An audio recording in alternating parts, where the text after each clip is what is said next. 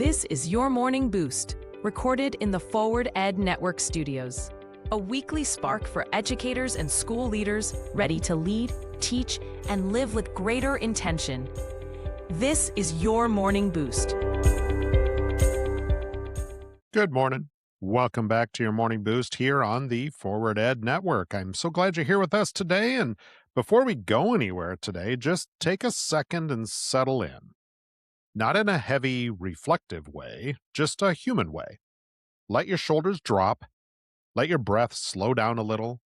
Because we're moving deeper into May now, and schools, that usually means the calendar is still technically running at full speed, but the emotional reality inside buildings, it's starting to shift.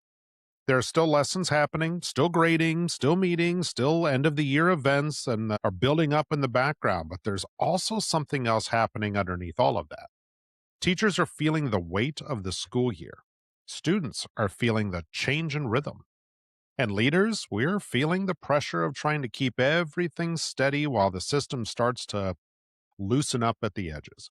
And that creates a very specific kind of leadership moment.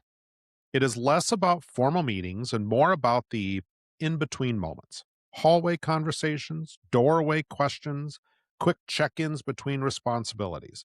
Those small, unscheduled moments where a teacher catches you and says something like, "Do you have a second?"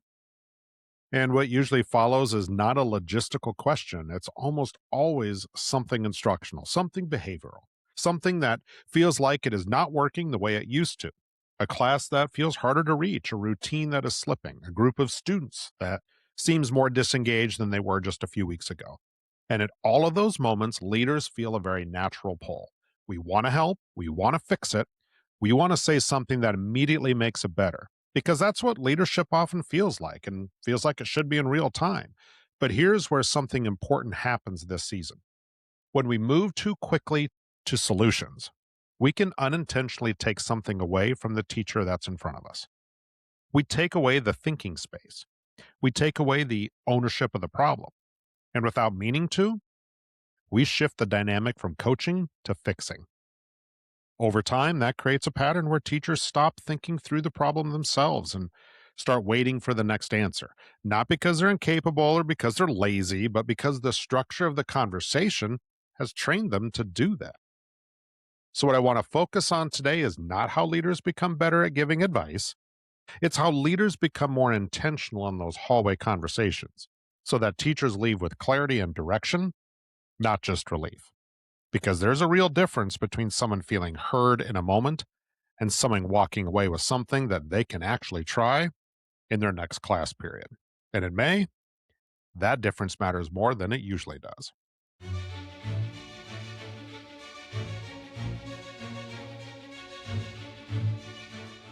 This segment of your Morning Boost is sponsored by 𝗀𝗄𝗏 Leader Services. Since 2013, GLS has been a trusted partner for school districts across the Midwest, specializing in executive recruitment and leadership support. They believe that great schools start with great leaders, and they are here to help you find a perfect fit for your district.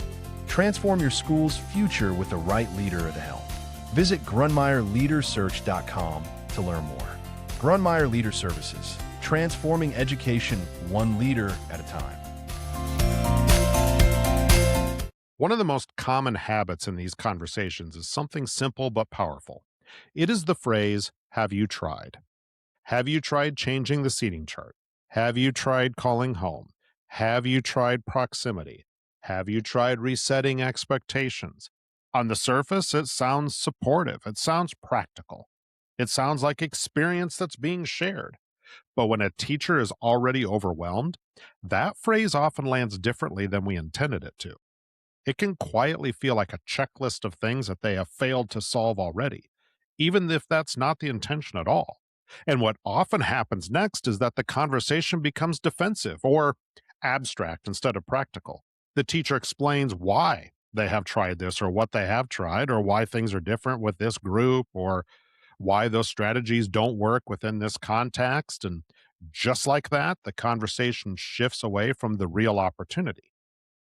So instead of moving into advice, what strong leaders can do in these moments is slow the conversation down just enough to create clarity first. Not global clarity about the whole class, but specific clarity about the moment where things are breaking down. So instead of asking what has been tried, the conversation shifts towards understanding what actually happened. What did the moment look like when the lesson started to shift? What were students doing right before the energy changed? What was the first visible sign that things were slipping? It's a small shift, but it changes everything because it moves the teacher from a global emotional experience of this class is not working into a specific observable moment. And once something becomes observable, it becomes coachable. We don't know those things until we have an opportunity to really get to the heart of that conversation. But then that conversation is no longer about fixing everything. It becomes identifying one small leverage point. Maybe it's the entry routine. Maybe it's the transition between activities or how directions are delivered. Maybe it's how students are released into independent work. The point here is not to overhaul instruction, especially during a hallway conversation. The point is to identify one small adjustment that could shift the dynamic in the next lesson. And in May, that kind of precision matters because there's not enough bandwidth for reinvention. There's only enough bandwidth for refinement. There's another layer to these conversations that shows up just as often, and that's the venting moment, right?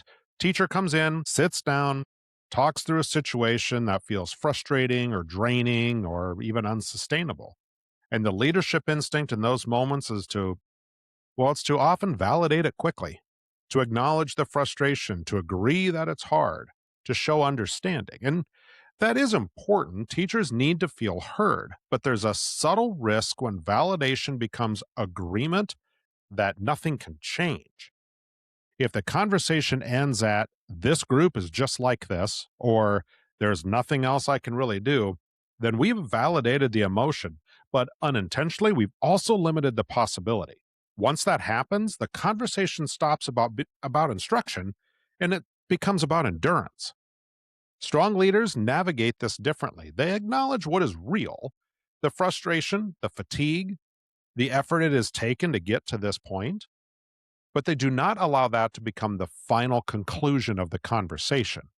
Instead, they gently move back towards what is still within influence, not a forced or motivational way, but in a grounded professional way. There's usually something small that can shift, a clearer expectation, a tighter routine, maybe a more intentional entry to the lesson or structured transitions. All of those small adjustments matter more than they look like they should, and especially when things feel really, really big. But one of the most important leadership truths in May is this: teachers don't necessarily need more advice. They just need fewer barriers between them and the effective practice that they're really, really good at. It's not a different kind of support, and it's not about adding more answers. It's about removing unnecessary friction. Friction like overly broad suggestions or conversations that end without any sort of a direction. In problems, they'll feel too big to act upon if we let them go down that road. And when friction decreases, clarity increases. And when clarity increases, teachers regain a sense of control over their instruction. That sense of control is often what determines whether the next class period feels like another struggle or a chance to reset.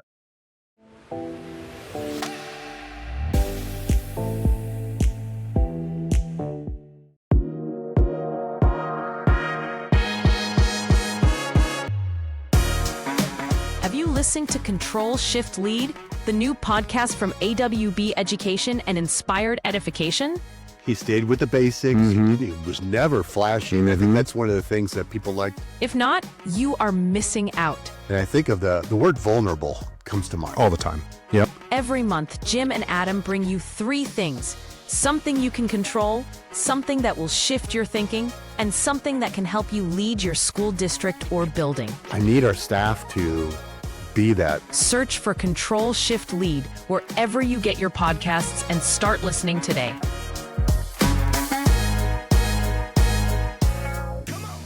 Most teachers in this season are not looking for a complete overhaul of their classroom in a 5-minute conversation.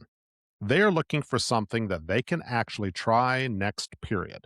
Something small enough to feel doable, but specific enough to matter.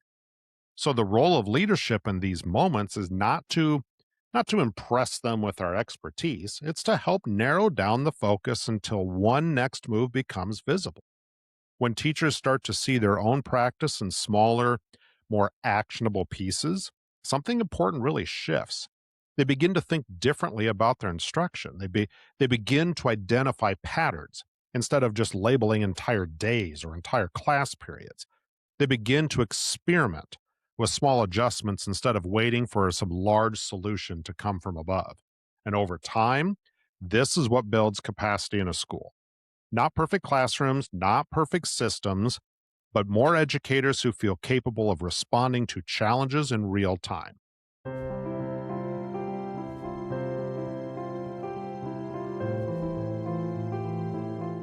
As we close today, I want to bring this back to the leadership reality of May.